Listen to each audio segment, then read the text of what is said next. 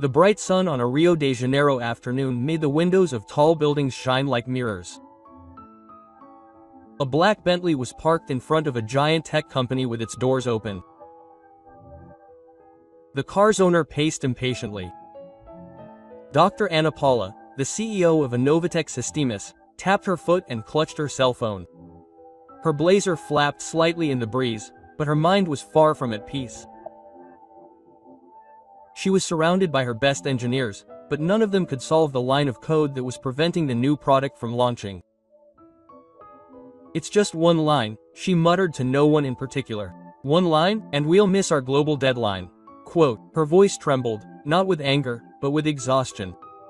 She had built the company from scratch after losing her father and husband in a plane crash 5 years earlier. Now she was raising her son Pedro alone and trying to prove that a woman could dominate the tech world in Brazil. Then, a low, husky voice, almost as if it hadn't been used in days, emerged. "I can help you solve it."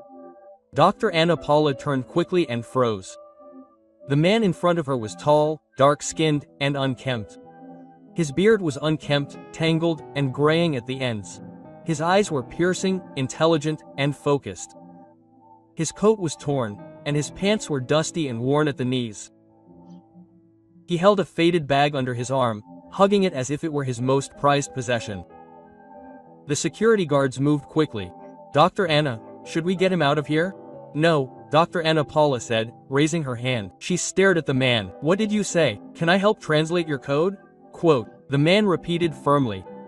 One of the engineers next to Dr. Ana Paula laughed nervously. "With all due respect, doctor, not even our backend team could solve it." "I don't think so. Give him the laptop," Dr. Ana Paula said. There was silence, a murmur of confusion. "Doctor," I said, "give him the laptop." The young man obeyed. The stranger sat down on the sidewalk next to the Bentley, took a laptop out of his bag, and opened it. For a moment, the world around him disappeared. No one mattered, not the security guards watching, not the wealthy woman staring at him. He was focused solely on the code. His fingers danced across the keyboard as if remembering a melody only he knew. The green lines scrolling across the black screen reflected in his eyes. 5 minutes passed, then 10. And then he stopped. "It's ready," he said softly. "You were using a nested loop in the wrong function. It was generating invalid output." Quote, "I rewrote it. You can test it now." Quote, Dr. Ana Paula took the laptop. The code ran perfectly. All the warning lights disappeared. She held it up. "Who are you?" The man stood up slowly, shaking his hands. "My name is Lucas," he said. "I was a lead software engineer. I had a family, a wife, and twin sons. We were happy. I'd come home every night to hugs and laughter. But one day, just one day, we went to the amusement park. On the way back, a drunk driver ran us off the road." He paused. Dr. Ana Paula's eyes softened. Her hands trembled slightly. Quote, "I lost them," Lucas continued. "Mariana, João, Pedro, they were all gone just like that. After the funeral, I lost my will to live. I quit my job, abandoned everything. I went to live under the bridge. I program, but not for anyone, just for myself, because it's the only thing that reminds me I was once someone." Tears filled Dr. Ana Paula's eyes, but she blinked them away. She leaned closer. Quote, "I'm so sorry, Lucas. I really am. I lost my father and my husband on the same day, a plane crash. I had just given birth to Pedro. I wanted to die, but I had to stay for my son. I understand their pain." Lucas looked up, their eyes meeting. Two broken souls meeting on the brink of hope. "There's still life, Lucas," she said. Quote, "You're still breathing. That means there's more. I want to help you." He shook his head. "Why?" "Because someone should have helped me when I was at my lowest." She turned to her driver. Quote, "Open the car," then to Lucas. "Let's buy some new clothes." Lucas followed her hesitantly. The Bentley door opened, and the smell of new leather and success hit him like a wave. As they drove away, people whispered. Some took pictures, others just stared in amazement. They stopped at a boutique in Barra da Tijuca. For the first time in over a year, Lucas looked in the mirror. He barely recognized the man staring back at him. They trimmed his beard, trimmed his hair, and dressed him in a navy blue suit and black shoes. Dr. Ana Paula smiled as he emerged from the dressing room. Quote, "You look like a CEO," she said. Lucas laughed. A small, shy laugh he hadn't heard from himself in months. Then they went to the small apartment where Lucas used to live. The gate was gone. The front door was wide open. Inside, it was empty, ransacked. The few things he hadn't taken under the bridge were gone. Lucas watched in silence. Quote, "Is that all?" he whispered. Doctor Anna Paula gently placed a hand on his shoulder. "So let's start over." "Where?" he asked. "At my house," she replied. "In Leblon." Lucas's jaw dropped. "Are you serious?" "I don't joke around," Dr. Anna Paula said with a smile. "And I'm not done yet." They passed through the security gates of her mansion. Just as the setting sun kissed the orange sky, her 6-year-old son, Pedro, ran out, laughing and barefoot.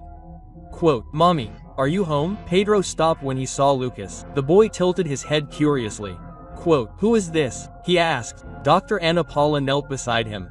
Quote, "This is Mr. Lucas. He's going to help Mommy build something incredible." Pedro reached out and took Lucas's hand. Lucas's heart broke, and something inside him, something long buried, began to breathe again. But as soon as Lucas entered the large house, a shadow appeared across the street. Someone was watching them closely. A man in sunglasses, his phone to his ear, whispered, observing the cool, calm night air in Leblon inside Dr. Anna Paula's mansion. Laughter echoed softly from the dining room, where Pedro, sitting between Lucas and his mother, was busy telling stories about school. Lucas smiled more than he had all year. The rich aroma of makeka, fish stew, hung in the air. Dr. Anna Paula's boss had prepared a small welcome dinner. Nothing grand, just warmth, food, and a sense of family. Quote, "I told my teacher today that my mother can fix any computer problem," Pedro said proudly, sipping his makeka.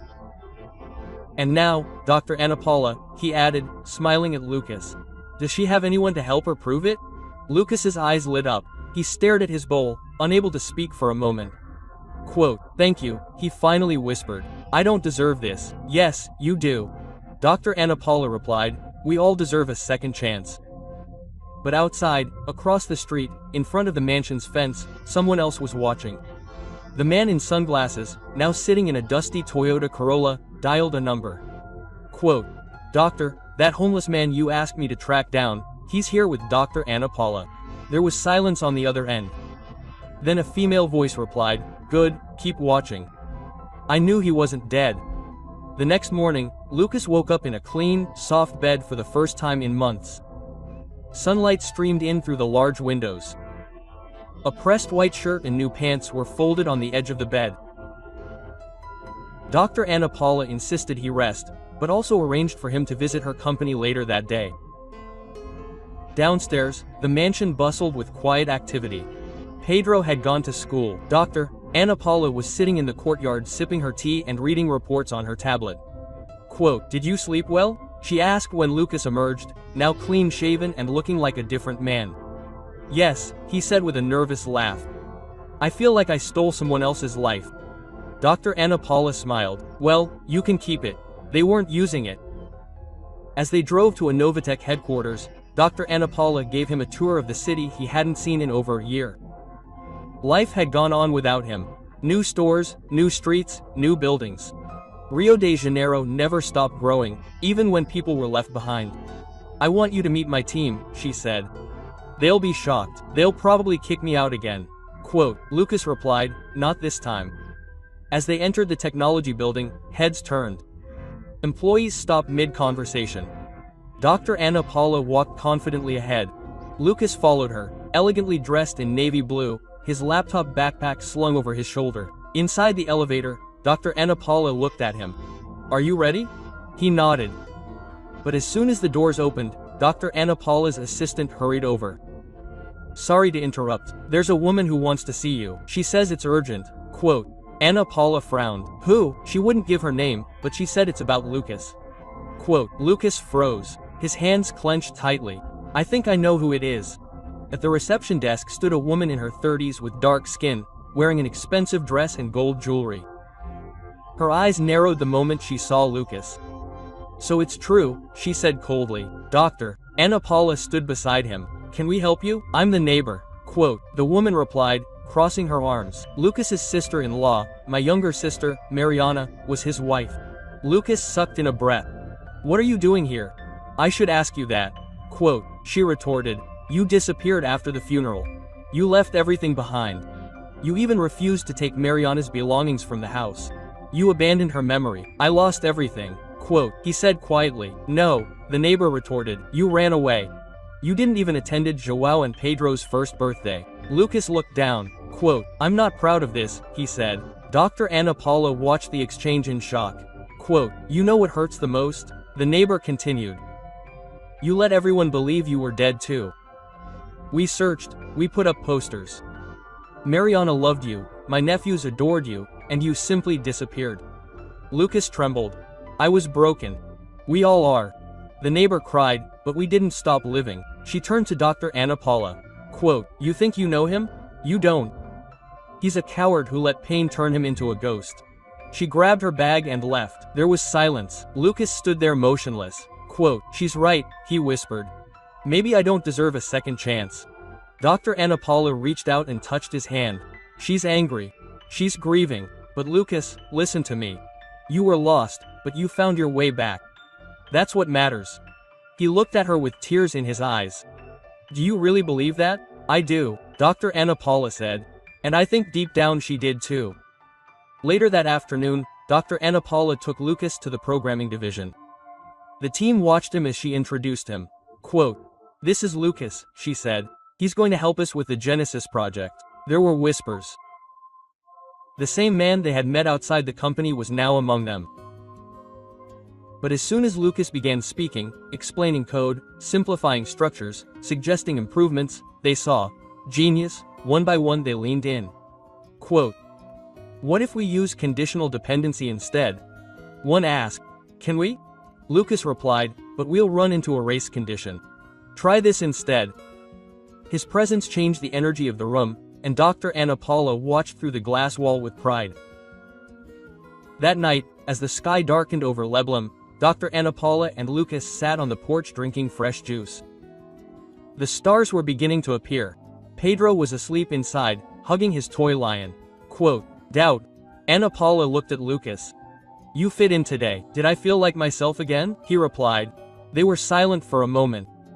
Then she asked softly, did you imagine this would happen? Lucas shook his head. I thought I'd die under that bridge, but you didn't. He turned to look at her. Their eyes met again, just like the first day, and something gentle, uncertain, yet warm grew between them. But before Lucas could speak, Dr. Ana Paula's cell phone vibrated. She answered, and her expression darkened. Lucas leaned forward. Quote, what's wrong? Dr. Ana Paula's eyes met his. I think someone is trying to sabotage the company. Dr. Ana Paula's hands trembled slightly as she stared at the message flashing on the phone screen. She didn't blink, her lips parted, but no sound came out. Lucas leaned closer. Quote, Dr. Ana Paula, what's wrong? She finally handed him the phone. A short, anonymous email flashed on the screen. Quote, your new pet project will bring your system down from the inside. One wrong line and everything falls apart. You trusted the man. Wrong.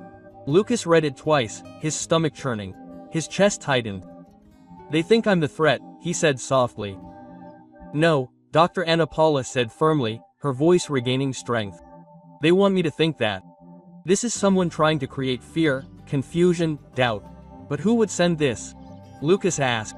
That's what we'll find out, she said, standing up, but not in panic. We'll fight strategically. The next morning, Dr. Ana Paula called an emergency meeting with the cybersecurity team. Lucas sat beside her in the sleek glass conference room, feeling as if a storm cloud were hanging over him. The engineers pulled up system logs. While reviewing lines of code in the backend of Project Genesis, the company's future cloud-based education platform, they found something troubling. There's a small piece of injected code that doesn't match any commit logs, one of the engineers said. Almost as if someone inserted it without using our Git version control. It's masking itself. Another added. It's clever, but not smarter than us. Lucas leaned in. Quote, can I see? They hesitated. Dr. Ana Paula nodded. Quote, leave it. Lucas stared at the lines, his eyes narrowing. There, a small conditional loop disguised as a simple time check. But once the program was deployed, the loop would overwrite the main user database. He looked up, quote, "This wasn't an accident. Someone on your team did this." Gasps. "What?" "But only a few people have access to this level of back-end control," a team leader said. "That means someone close." Everyone turned to each other. Dr. Anna Paula clenched her fist. Quote, "I want a full audit of the system. Every record, every login attempt. I want to know who wrote this code and when." Meanwhile, in the shadows across the city, in a dark office filled with computer monitors and bright blue lights, a man was hunched over his desk with a headset on. On one of his screens, he watched security footage of Lucas arriving at Dr. Anna Paula's company earlier that day. Weak, a woman walked behind him, the neighbor. Quote, "Yes," she said coldly. "He's rebuilding his life inside my sister's enemy's company." The man looked up. "You said he was broke." "Aleva," the neighbor said, "but that woman, Dr. Anna Paula, she's changing him. And you want him gone?" The neighbor's eyes narrowed. "No, I want him to remember that his happiness cost us everything. I want him to suffer again." The fire drill. Back at Innovatech, Lucas returned to work with a calm focus. Dora. Anna Paula had offered to let him rest at home, but he insisted on staying. He wanted to prove his loyalty. He wanted to help. It was a little after 4 p.m. when the fire alarms went off. A loud blare echoed through the floors. Red lights flashed. People rushed to grab bags and files. "Evacuate immediately," a voice repeated over the loudspeakers. Fire emergency protocol activated. Dr. Anna Paula stood up from her office. "What now?" Lucas checked the system monitor on the hallway wall as he walked beside her. Quote, "There's no real fire," he said quickly. "This was triggered remotely. Another attack?" "Yes." They walked out with the rest of the team to the parking lot. But as Lucas scanned the crowd, he spotted someone he hadn't seen in over a year. The neighbor wearing sunglasses, arms crossed, watching him. His heart stopped. She turned and walked quickly away, disappearing down the street. Lucas chased her, dodging cars, ignoring Dr. Anna Paula, who called out to him. "Neighbor," she didn't stop. He finally caught up with her at the corner, holding her arm. Quote, "What are you doing here?" She pulled away. "What do you think, Lucas? I came to see how low you've fallen. How fast you're climbing back up. Why are you doing this? What do you want from me?" "I want you to feel it," she retorted. "I want you to feel the weight I carry. Do you think you've lost everything? I lost them too, but I stayed. I picked up the pieces. And you? You ran away. I broke." Lucas screamed. "I got lost." The neighbor's voice softened slightly. "And now you're Dr. Anna Paula's newest project. Her next redemption story. Just you wait, Lucas. One day she'll wake up and regret saving you." Lucas's jaw tightened. "I'm not running away anymore." The neighbor smiled. "We'll see." She walked away, leaving him standing on the side of the street, torn between past and present. That night, Dr. Anna Paula made something simple. Rice with grilled chicken. The kitchen was warm with the smell of tomatoes and spices. Pedro was at the table drawing cartoon characters with colored pencils, but Lucas was quiet. Quote, "Have you seen her again?" Dr. Anna Paula asked. He nodded. The neighbor. Dr. Anna Paula didn't speak for a moment. Then she sat down beside him. "Is she the one behind the threats?" "I don't know," Lucas said, "but she wants to punish me. She blames me for everything. You can't live with that guilt forever." Dr. Anna Paula said, "You were in pain. You're still healing. But what if she's right? What if I don't deserve peace?" Dr. Anna Paula leaned in, her eyes gentle. "You don't earn peace, Lucas. You accept it when it finally finds you."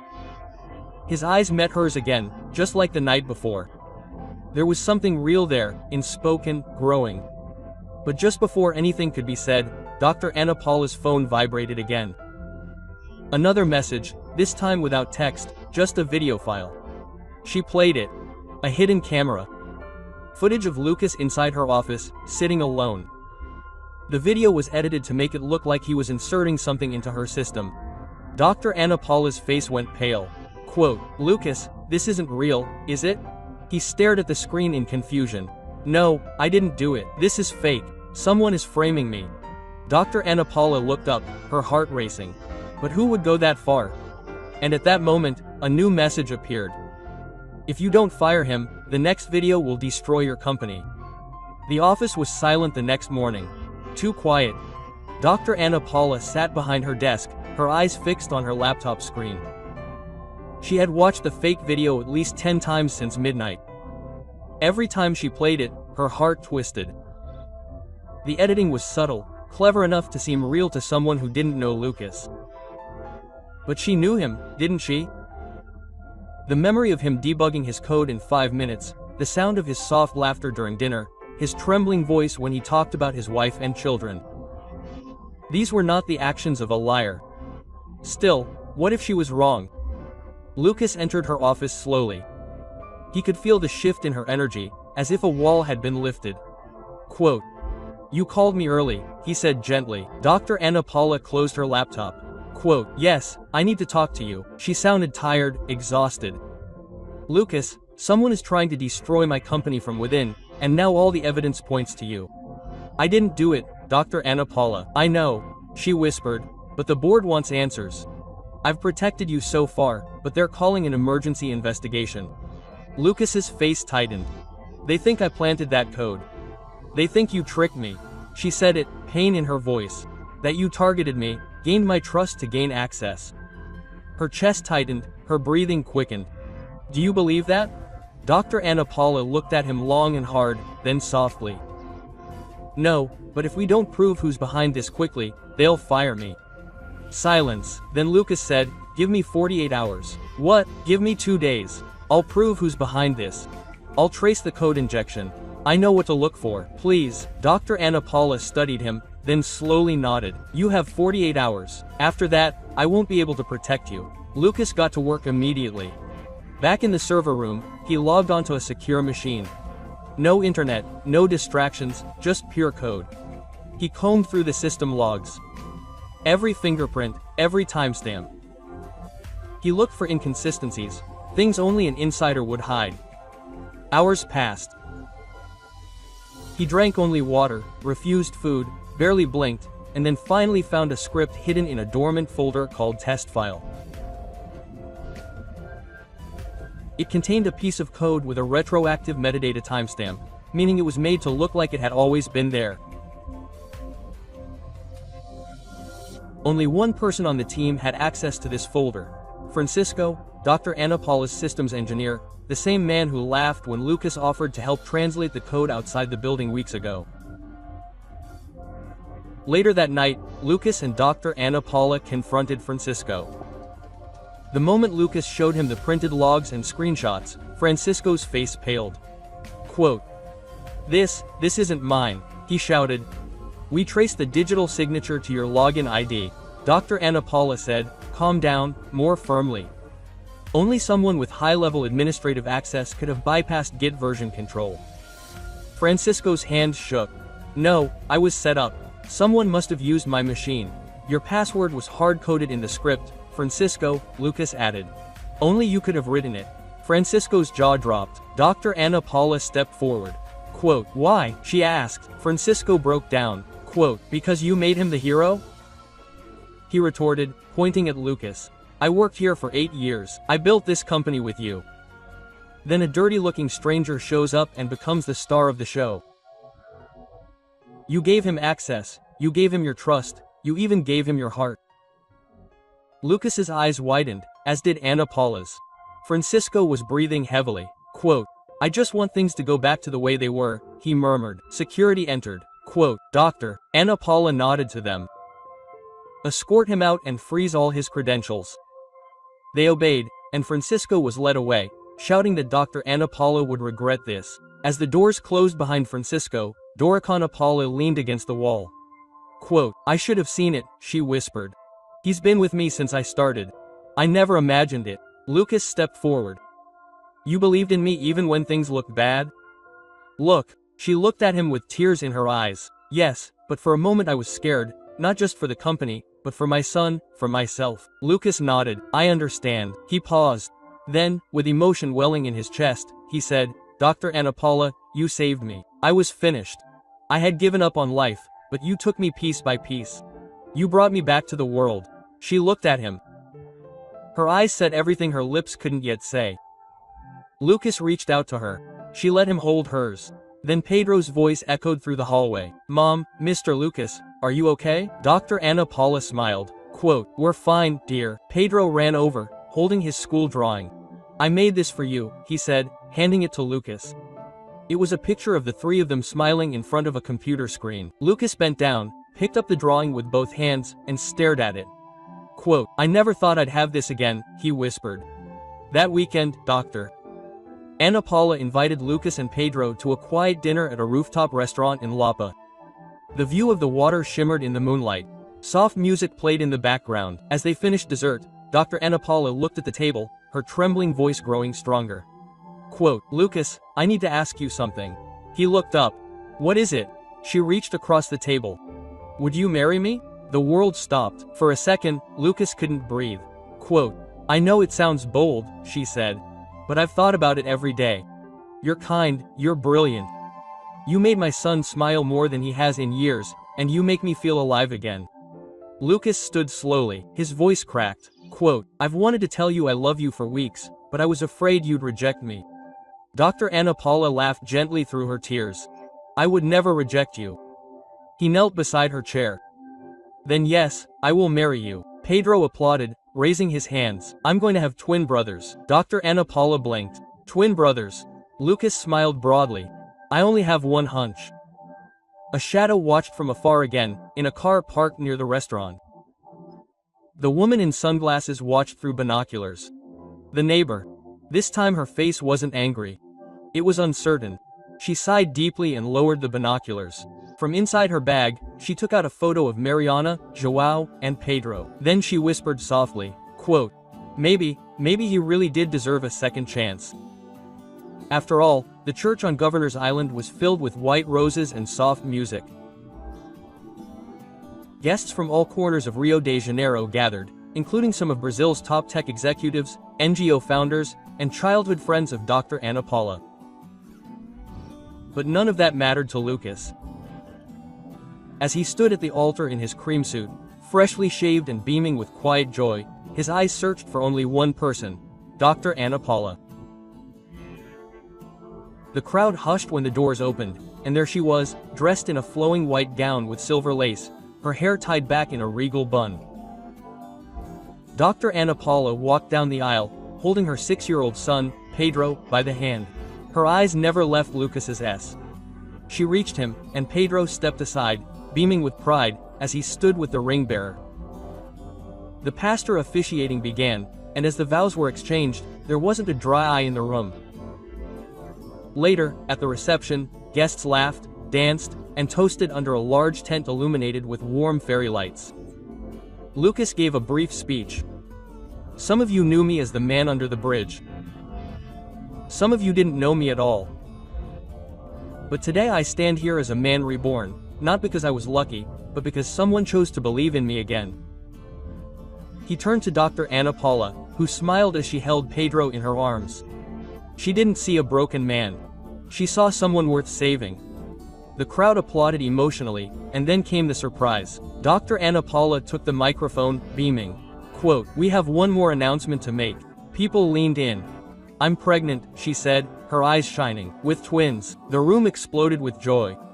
Lucas covered his face in disbelief, tears streaming down his face. He walked over, knelt before Dr. Ana Paula's belly, and whispered, Joao, Pedro, welcome back. 3 months later, Ana, Paula, and Lucas drove to Lucas's old neighborhood, the one he left behind after the accident. The apartment complex had been renovated. Children ran around, street vendors smiled and waved. Lucas stopped beside a familiar spot, a small concrete bench in front of a dusty kiosk. This is where I used to sit every night before Mariana went out with the boys. He said softly. Dr. Ana Paula placed a gentle hand on his arm. Quote, you don't have to relive this. No, he said. I want to because I'm no longer broken when I remember them. I feel grateful. They gave me something I still carry. He paused. Love, they stood there for a moment. Then Lucas took something out of his bag that Dr. Ana Paula hadn't seen in a while. His old laptop. Quote, are you sure you want to touch that thing again? She teased. He smiled. Quote, this laptop has carried my pain for too long. It's time to start carrying a purpose. Inspired by his journey, Lucas launched a program called Codex da Esperança, a free technology training initiative for homeless and unemployed youth across Brazil.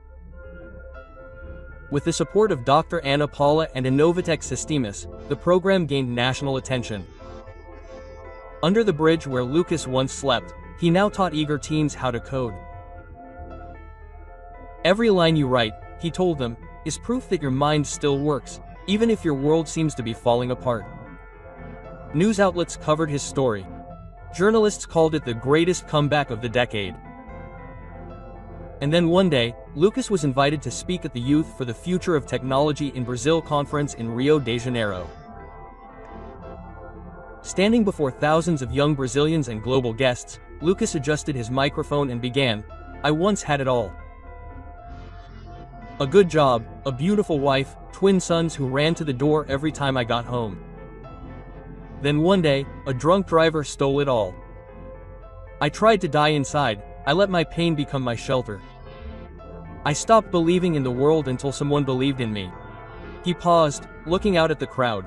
Quote, "Her name is Dr. Ana Paula. She gave me a chance, not because I asked, but because I needed it. Now I give chances to others." He looked directly into the camera, broadcasting live. For anyone out there who is broken, who has lost something, or someone they thought they couldn't live without, this is your sign. Don't give up. Your life isn't over, it's just beginning. Thunderous applause, people stood, some cried. The news went viral instantly. From homeless to hope, Lucas lives. A year later, inside her cozy home in Leblon, Todadera, Ana Paula breastfed her newborn twins, João and Pedro. Little Pedro, now 7, sat nearby, helping Lucas debug a simple line of code on a tablet. Quote, "Dad, I think you forgot a semicolon," he said. Lucas laughed, a smart boy. The doorbell rang. It was the neighbor. She stood quietly at the gate, holding a gift bag and a small white envelope. Quote, "I came to see the babies," she said, smiling shyly.